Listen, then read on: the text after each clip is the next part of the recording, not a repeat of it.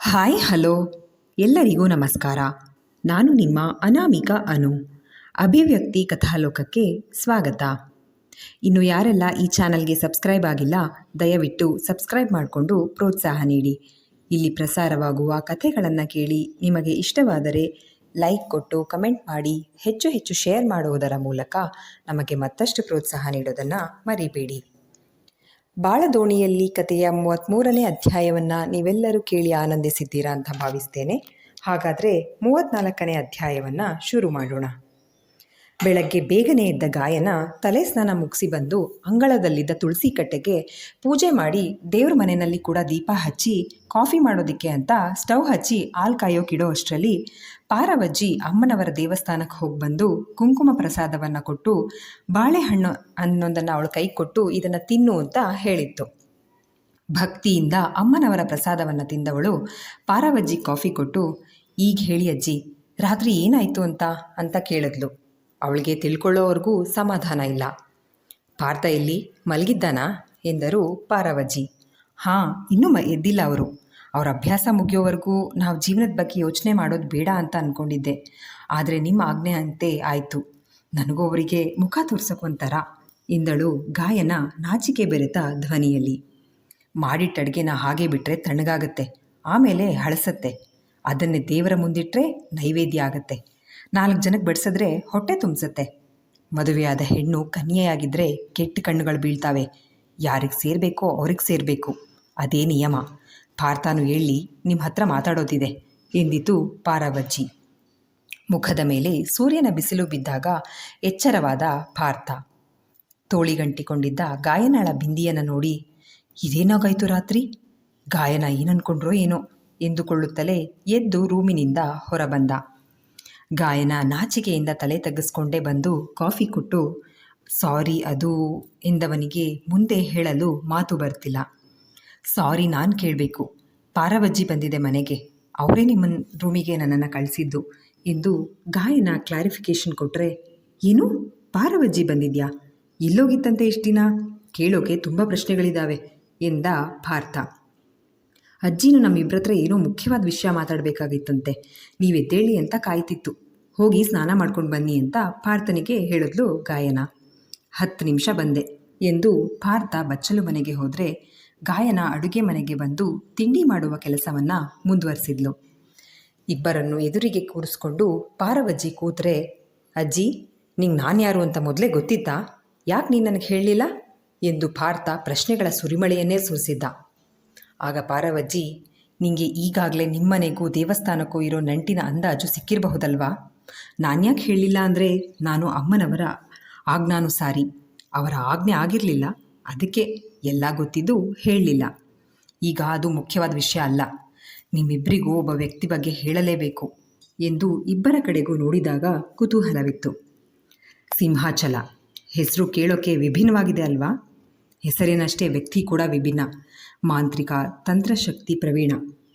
ತನ್ನ ಮಂತ್ರಶಕ್ತಿಗಳಿಂದ ಆರೋಗ್ಯವಂತರನ್ನು ಅನಾರೋಗ್ಯ ಪೀಡಿತರನ್ನಾಗಿ ಮಾಡಿ ಜಗಳ ತಂದಿಡೋದ್ರಲ್ಲಿ, ವಿಷಪ್ರಾಶನ ಮಾಡಿಸೋದ್ರಲ್ಲಿ ಅವನು ಎತ್ತಿದ ಕೈ.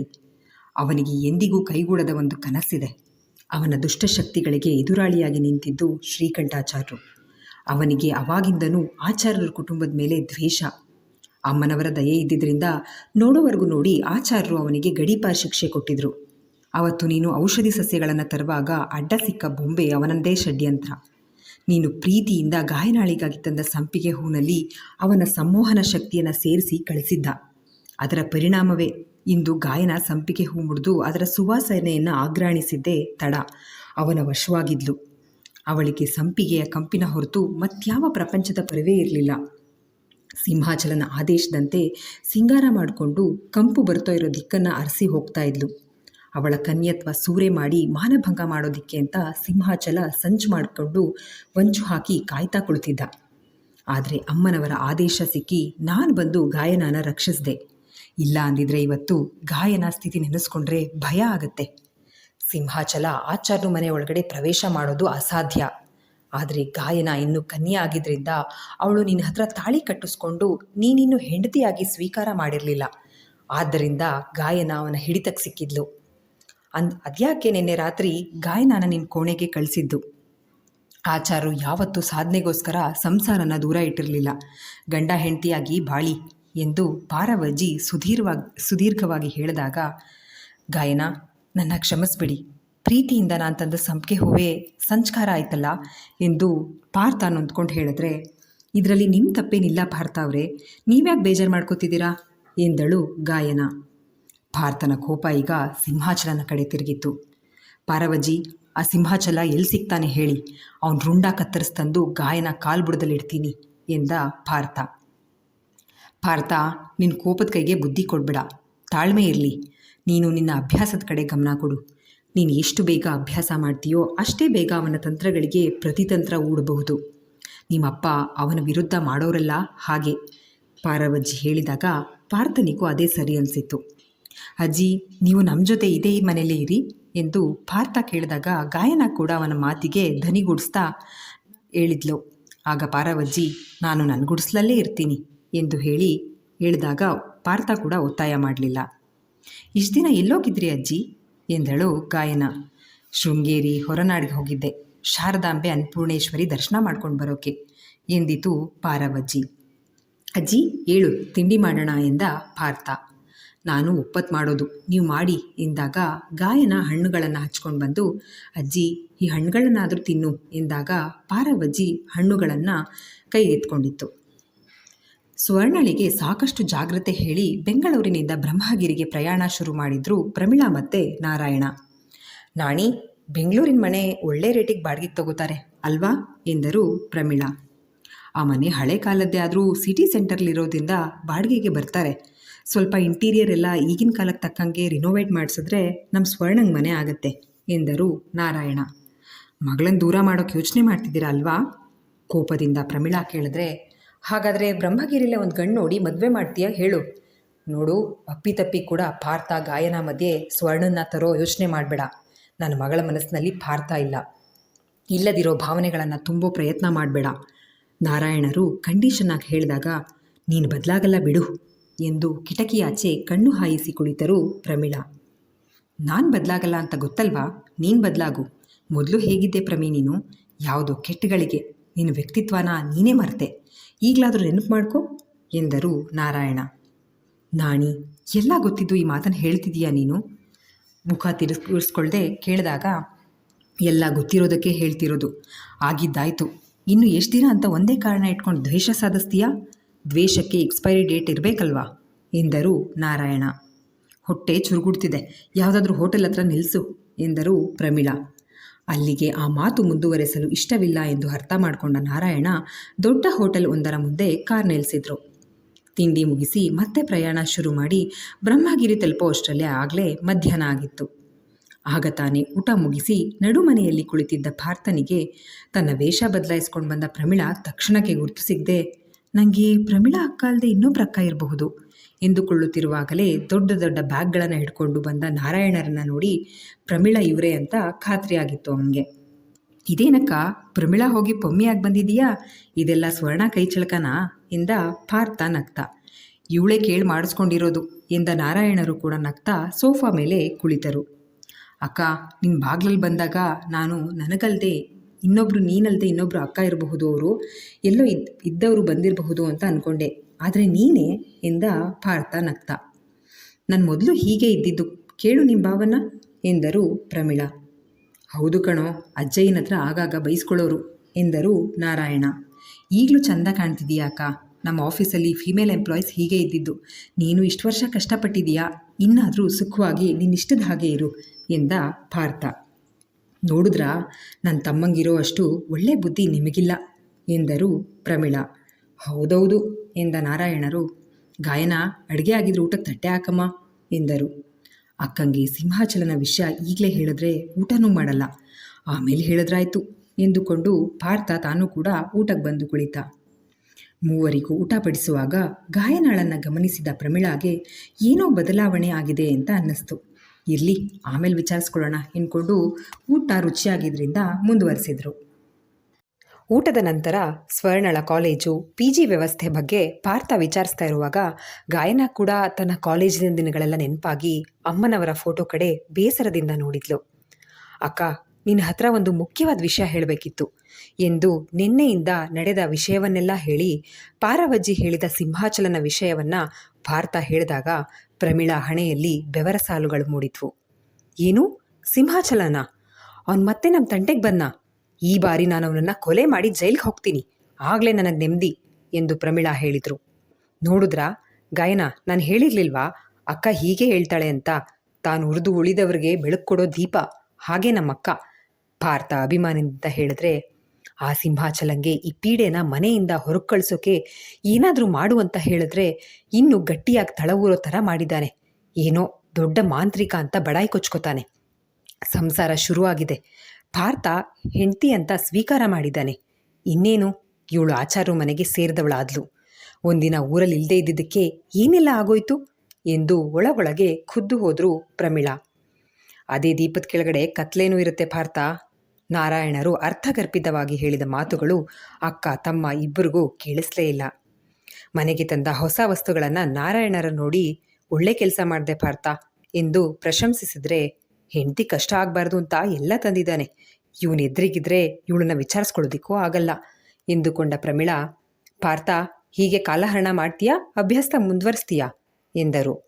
ನೋಡಿ ಭಾವ, ನಮ್ಮಕ್ಕ ಒಳ್ಳೆ ಟೀಚರ್ ಕೂಡ ಎಂದ ಭಾರತ ಅಭ್ಯಾಸದ ಕೋಣೆಗೆ ಹೋದರೆ, ನಾಣಿ ಕಾರಲ್ಲಿರೋ ಲಗೇಜ್ ತರಲ್ಲ, ಕಾರಲ್ಲೇ ಇರಲ್ಲ, ಮನೆಯೊಳಗೆ ತರಕ್ಕೆ ಆರತಿ ಏನಾದರೂ ಮಾಡಬೇಕಾ ಎಂದು ವ್ಯಂಗ್ಯವಾಗಿ ಹೇಳಿದಾಗ, ಅಯ್ಯೋ ಮಾರಾಯ್ತಿ, ತಂದಿಡ್ತೀನಿ ತಾಳು ಎಂದು ನಾರಾಯಣರು ಹೊರಗಡೆ ಹೋದರು. ಭಾರತ ನಾರಾಯಣ ಇಬ್ಬರು ಹೋದ ಮೇಲೆ ಗಾಯನಾಳಿಗೆ ಪ್ರಮೀಳಾಳನ್ನು ಎದುರಿಸೋದಿಕ್ಕೆ ಸಣ್ಣ ನಡುಕ. ಏನಂತಾರೋ ಅಂತ. ಅವಳ ನಿರೀಕ್ಷೆಯಂತೆ, ಆಯ್ತಲ್ಲ, ಅವತ್ತು ಪಾರವನ್ ಮನೆಯಲ್ಲಿ ನನ್ನ ತಮ್ಮನ ಜೊತೆ ಇದ್ದು ಈ ಮನೆ ಸೊಸೆಯಾದೆ. ಇವತ್ತು ಯಾರು ದೊಡ್ಡವರು ಇಲ್ದ ಇದ್ದಾಗ ಹೆಚ್ಚಿ ನಾಚಿಕೆ ಮಾನ ಮರ್ಯಾದೆ ಅನ್ನೋದೇ ಇಲ್ವಾ ನಿನಗೆ? ಅಷ್ಟಾತ್ರ ಇದ್ದಿದ್ರೆ ನನ್ನ ಹತ್ರ ಒಂದು ಮಾತು ಹೇಳಿದರೆ ಶಾಸ್ತ್ರಕ್ಕೆ ವ್ಯವಸ್ಥೆ ಮಾಡ್ತಿರ್ಲಿಲ್ವಾ? ಮನೇಲಿ ಯಾರೂ ಇಲ್ಲದೆ ಇರುವಾಗ ಆಚಾರು ಮನೆಯಿಂದ ಹೊರಗಡೆ ಹೋಗಬೇಕು ಅಂದರೂ ಸಮಯ ನೋಡ್ತಿದ್ರು ಎಂದು ಪ್ರಮೀಳಾ ಕೇವಲವಾಗಿ ಹೇಳಿದಾಗ ಗಾಯನ ಕಣ್ಣುಗಳು ತುಂಬಿ ಹರಿದಿದ್ವು. ಅದಕ್ಕೆ ಏನು ನಡೀತು ಅಂತ ಪಾರ್ಥ ಅವ್ರು ಹೇಳಿದ ಮೇಲೂ ಈ ಥರ ಮಾತಾಡ್ತಾ ಇದ್ದೀರಾ? ನನ್ನ ತಪ್ಪೇನಿದೆ ಇದರಲ್ಲಿ? ನಾನೇನು ಮಾಡಿದ್ದೀನಿ ಅಂತ ಯಾವಾಗಲೂ ಹೀಗೆ ಮಾತಾಡ್ತೀರಾ? ನಾನು ಸ್ವರ್ಣನ ವಯಸ್ಸಿನವಳೆ, ನಿಮ್ಮ ಮಗಳಿದ್ದ ಹಾಗೆ ಅಲ್ವಾ ಎಂದಳು ಅಳುತ್ತಲೆ. ಇದೊಂದು ಚೆನ್ನಾಗಿ ಬರುತ್ತೆ, ಏನಾದರೂ ಮಾತಾಡಿದ್ರೆ ಸಾಕು ಕಣ್ಣೀರು ಕೋಡಿ ಹರಿಸೋದು. ಕಣ್ಣು ಒರೆಸ್ಕೋ ಮೊದಲು. ಭಾರತ ಏನಾದರೂ ನೋಡಿದ್ರೆ ನಮ್ಮ ಅಕ್ಕ ನನ್ನ ಹೆಂಡತಿಗೆ ಹೊಡೆದೇನೋ ಅನ್ಕೋತಾನೆ ಎಂದು ಮುಖ ಸಿಂಡರಿಸಿದಾಗ ಕಣ್ಣೊರೆಸಿಕೊಂಡಳು ಗಾಯನ. ಅಡುಗೆ ಮನೆ ಕೆಲಸ ಮುಗ್ದಿದ್ರೆ ಬೆಂಗಳೂರಿಂದ ತಂದಿರೋ ಬಟ್ಟೆಗಳನ್ನೆಲ್ಲ ನನ್ನ ರೂಮಲ್ಲಿರೋ ಬೀರುಗೆ ಜೋಡಿಸು ಎಂದು ಆಜ್ಞೆ ಮಾಡಿದ ಪ್ರಮೀಳಾ ಹೊರ ನಡೆದರು. ಅಮ್ಮ ತಾಯಿ ಭ್ರಮರಾಂಬ, ನಿಮ್ಮ ಆಜ್ಞೆ ಅಂತ ಜೀವನ ಶುರು ಮಾಡಿದ್ರೆ ಇಂಥ ಮಾತು ಕೇಳಬೇಕಾ? ಯಾಕಿಷ್ಟು ಪರೀಕ್ಷೆ ಮಾಡ್ತಾ ಇದ್ದೀಯ ನನ್ನ ಎಂದು ಕಣ್ಣು ತುಂಬಿಕೊಂಡೇ ಗಾಯನ ಬ್ಯಾಗ್ನಲ್ಲಿದ್ದ ಬಟ್ಟೆಗಳನ್ನೆಲ್ಲ ಚಾಪೆ ಹಾಸಿ ಹರಡಿ ಜೋಡಿಸುವಾಗ ಅಲ್ಲಿಗೆ ಬಂದರು ನಾರಾಯಣರು. ಗಾಯನ, ಪಾರವಜ್ಜಿ ಎಲ್ಲಿ ನಿಮ್ಮ ಜೀವನ ಶುರು ಆಗಿದ್ದು ಒಳ್ಳೆ ಸುದ್ದಿ. ಸಂಬಂಧದಲ್ಲಿ ನಾನು ನಿನಗೆ ಅಣ್ಣನಾಗಿರಬಹುದು, ಆದರೆ ವಯಸ್ಸಿನಲ್ಲಿ ನಿನ್ನ ತಂದೆ ಸ್ಥಾನದಲ್ಲಿರೋದ್ರಿಂದ ಒಂದು ಮಾತು ಹೇಳ್ತೀನಿ ಕೇಳು. ಬಂಗಾರನ ಬೆಂಕಿಯಲ್ಲಿ ಸುಟ್ಟು ಉಳಿಯಿಂದ ಒಡೆದಾಗಲೇ ಅದು ಧರಿಸೋ ಒಡವೆ ಆಗೋದು. 1000 ಉಳಿ ಪೆಟ್ಟು ತಿಂದು ಒಂದು ಕಲ್ಲು ಪೂಜಿಸೋ ಶಿಲೆ ಆಗತ್ತೆ. ಬಂಗಾರ ಬೆಂಕಿಗೆ, ಕಲ್ಲು ಉಳಿ ಪೆಟ್ಟಿಗೆ ಹೆದರಿದ್ರೆ ಅವುಗಳ ಸ್ಥಾನ ಏನಾಗಿರೋದು ನೀನೇ ಯೋಚನೆ ಮಾಡು. ಇಂದಿನ ಕಷ್ಟಗಳೇ ಮುಂದಿನ ಸುಖ ಜೀವನಕ್ಕೆ ದಾರಿ. ಅಂಥ ದೇವಾನುದೇವತೆಗಳಿಗೆ ಕಷ್ಟ ತಪ್ಪಿದ್ದಲ್ಲ, ಇನ್ನು ಹುಲುಮಾನವರು ಯಾವ ಲೆಕ್ಕ? ಪ್ರಮೀಳಾ ಮನಸ್ಸಿನಲ್ಲಿ ಅಸಮಾಧಾನ ಇದೆ. ಅವಳು ನಿನ್ನ ಕಣ್ಣಿಗೆ ಏನು ಕಾಣ್ತಿದ್ದಾಳೆ ಅದು ಅವಳಲ್ಲ. ಅವಳಿಗೆ ಒಂದು ಪೊರೆ ಕವಿದಿದೆ, ಅದನ್ನು ಅಮ್ಮನವರೇ ಕಳಚಬೇಕು. ಆ ಪೊರೆ ಕಳಚಿದ ದಿನ ನಿಮ್ಮ ಕಣ್ಣಿಗೆ ಬೇರೆಯೇ ಪ್ರಮೀಳಾ ಕಾಣಿಸ್ತಾಳೆ. ಮೂಲತಃ ಅವಳು ಕೆಟ್ಟವಳಲ್ಲ ಎಂದು ನಾರಾಯಣರು ಹೇಳಿದಾಗ ಅವರ ಮಾತುಗಳಿಂದ ಕೊಂಚ ಸಮಾಧಾನವಾಗಿತ್ತು ಗಾಯನ. ಮಾತು ಹೊರಳಿಸ್ತಾ, ಕಾಲೇಜಿನಲ್ಲಿ PGಲಿ ಏನಂದ್ರು, ಸ್ವರ್ಣಂಗೆ ಕಾಲ್ ಮಾಡಬೇಕು, ಈ ಕಾಲೇಜಲ್ಲಿರ್ತಾಳೆ, ಸಂಜೆ ಮಾಡ್ತೀನಿ ಎಂದಳು. ನಿನ್ನ ಫ್ರೆಂಡ್ ಯಾವಾಗಾದರೂ ಮಾತಾಡ್ಸಮ್ಮ, ನಾನು ಸ್ವಲ್ಪ ಗದ್ದೆ ಕಡೆ ಹೋಗಿ ಬರ್ತೀನಿ ಎಂದು ನಾರಾಯಣರು ಹೋದಾಗ ಪ್ರಮೀಳಾರ ಬಟ್ಟೆಗಳನ್ನು ಜೋಡಿಸ್ತಾ, ಅದಕ್ಕೆ ಫುಲ್ ಗೆಟಪ್ ಚೇಂಜ್ ಮಾಡಿಕೊಂಡು ಅಪ್ಡೇಟ್ ಆಗಿ ಬಂದಿದ್ದಾರೆ ಎಂದುಕೊಂಡು ತನಗೆ ವಹಿಸಿದ್ದ ಕೆಲಸ ಮುಗಿಸಿದ್ಲು. ರಾತ್ರಿ ಸರಿಯಾಗಿ ನಿದ್ದೆ ಆಗದ ಕಾರಣ ಕಣ್ಣೆಳೆಯುತ್ತಿತ್ತು. ಗಡಿಯಾರದಲ್ಲಿ ಟೈಮ್ ನೋಡಿ ಇನ್ನೂ 3 ಗಂಟೆ, ಒಂದು ಅರ್ಧ ಗಂಟೆ ಮಲಗೋಣ, ಆಮೇಲೆ ಎದ್ದು ಸಂಜೆ ಕೆಲಸಗಳನ್ನ ಮಾಡೋಣ ಎಂದುಕೊಂಡು ರೂಮಿಗೆ ಹೋಗಿ ಮಲಗಿದಳು. ಕಾಲೇಜಿನಿಂದ ನೇರವಾಗಿ PGಗೆ ಬಂದ ಸ್ವರ್ಣ ಬ್ಯಾಗನ್ನು ತನ್ನ ಬೆಡ್ ಮೇಲೆ ಬಿಸಾಕಿ ಹಾಗೆ ಮಲಗಿದ್ಲು. ಅಮ್ಮ ಕಾಫಿ ಎಂದು ಕೂಗಿದರೆ ತಂದು ಮುಂದಿಡಿಯಲು ನಾನು ಮನೆಯಲ್ಲಿಲ್ಲ, ಇರೋದು ಪಿ ಜಿನಲ್ಲಿ, ಏನೇ ಬೇಕಿದ್ರೂ ನಾನೇ ಎದ್ದು ಹೋಗಿ ತಗೋಬೇಕು. ಇದ್ದಾಗ ಯಾವುದರ ಬೆಲೆನೂ ಗೊತ್ತಾಗಲ್ಲ, ದೂರ ಬಂದಾಗಲೇ ಗೊತ್ತಾಗೋದು. ಅಮ್ಮ ಅಷ್ಟು ರುಚಿಯಾಗಿ ಮಾಡಿ ಬಾಕ್ಸ್ ಕೊಟ್ಟರು ಬೇಡ ಅಂತ ಬಿಟ್ಟು ಬಂದು ಪಾರ್ಥಂಗೆ ಕೊಟ್ಟು ನಾನು ಹೋಟೆಲ್ನಲ್ಲಿ ತಿಂತಿದ್ದೆ. ಈಗ ನೋಡು, ಈ ಪಿ ಜಿ ಫುಡ್ ಒಂದಿನ ಬೆಳಗ್ಗೆ ಮಾಡಿದ್ದು ಮಧ್ಯಾಹ್ನ ತಿನ್ನೋಕ್ಕಾಗಲ್ಲ. ಗಾಯಿ ಅದು ಹೇಗೆ ತಿಂತಾ ಇದ್ಲೋ. ಹೈಸ್ಕೂಲಿಂದನೂ ಹಾಸ್ಟೆಲ್ನಲ್ಲಿದ್ದು ಓದ್ತಾ ಇದ್ದಾಳೆ. ನನ್ನ ಹಾಗೆ ಓದ್ಕೊಂಡಿದ್ದವಳು ದಿಢೀರಂತ ಲೈಫ್ ಟರ್ನ್ ತಗೊಳ್ತು. ಮದುವೆ, ಅಷ್ಟು ದೊಡ್ಡ ಮನೆ, ಅದು ಊರಿಗೆ ಲೀಡರ್ ಥರ ಇರೋ ಮನೆ ವಯಸ್ಸಿಗೆ ಮೀರಿದ ಜವಾಬ್ದಾರಿ. ಪಾಪ ಯಾರ ಹತ್ರನೂ ಹೇಳ್ಕೊಳ್ಳೋಂಗಿಲ್ಲ, ಒಬ್ಬಳೇ ಕಷ್ಟಪಡ್ತಿದ್ದಾಳೆ. ಅಮ್ಮ ಅಪ್ಪ ಪಾರ್ಥನಿಗಿಂತ ಜಾಸ್ತಿ ನಾನು ನಿನ್ನ ಮಿಸ್ ಮಾಡ್ಕೋತಾ ಇದ್ದೀನಿ ಗಾಯಿ. ಆದರೆ ನಾನು ನಿನ್ನ ಹಾಗೆ ಯಾವತ್ತೂ ಆಗಲ್ಲ, ನನಗಾಗೋಕ್ಕೂ ಇಷ್ಟ ಇಲ್ಲ. ಯಾರೋ ಒಬ್ರಿಗೋಸ್ಕರ ಲೈಫ್ನ ಸ್ಯಾಕ್ರಿಫೈ ಮಾಡೋದು ನನ್ನಿಂದ ಆಗಲ್ಲ. ನಮಗೋಸ್ಕರ ನಾವು ಬದುಕಬೇಕು. Education is not only for job. Earning ಯೂನಿವರ್ಸಿಟಿಲಿ ವಿಚಾರಿಸ್ತೀನಿ ಇರು, ಓಪನ್ ಯೂನಿವರ್ಸಿಟಿಲಿ ಬೇರೆ ಯಾವುದಾದ್ರೂ ಕೋರ್ಸ್ ಮಾಡುವಂತೆ ಎಂದು ಗಾಯನಾಳಿಗೆ ಹೇಳಬೇಕಾದ ಮಾತುಗಳನ್ನೆಲ್ಲ ಹೇಳಿಕೊಂಡವಳು ಫ್ರೆಶ್ ಅಪ್ ಆಗಿ ಬಂದು ಕೆಳಗೆ ಕಿಚನ್ಗೆ ಹೋಗಿ ಕಾಫಿ ಕುಡಿದು ಬಂದು ಇಷ್ಟು ದಿನದಿಂದ ಪೆಂಡಿಂಗ್ ಇದ್ದ ನೋಟ್ಸ್ಗಳನ್ನೆಲ್ಲ ಬರೆಯಲು ಕುಳಿತಳು. ಅಮೋಘ್ಗೆ ಕಾಲ್ ಮಾಡಲು ಇಲ್ಲಿ ರಾತ್ರಿಯಾಗಬೇಕು. ಈಗ ಅಲ್ಲಿ ಅರ್ಲಿ ಮಾರ್ನಿಂಗ್, ಒಳ್ಳೆ ನಿದ್ದೆಲಿರ್ತಾರೆ, ಡಿಸ್ಟರ್ಬ್ ಮಾಡೋದೇನಕ್ಕೆ, 3 months ಅಲ್ವಾ, ಬಂದ್ಬಿಡ್ತಾರೆ ಎಂದುಕೊಂಡಳು ಸ್ವರ್ಣ. ಇಲ್ಲಿಗೆ ಈ ಸಂಚಿಕೆ ಮುಕ್ತಾಯವಾಯಿತು. ಈ ಸಂಚಿಕೆ ನಿಮ್ಮೆಲ್ಲರಿಗೂ ಇಷ್ಟವಾಗಿದೆ ಅಂತ ಭಾವಿಸ್ತೇನೆ. ದಯವಿಟ್ಟು ನಿಮ್ಮ ಅನಿಸಿಕೆ ಅಭಿಪ್ರಾಯಗಳನ್ನು ಕಮೆಂಟ್ ಸೆಕ್ಷನ್ನಲ್ಲಿ ಹಂಚ್ಕೊಳ್ಳೋದನ್ನು ಮರಿಬೇಡಿ. ಧನ್ಯವಾದಗಳು.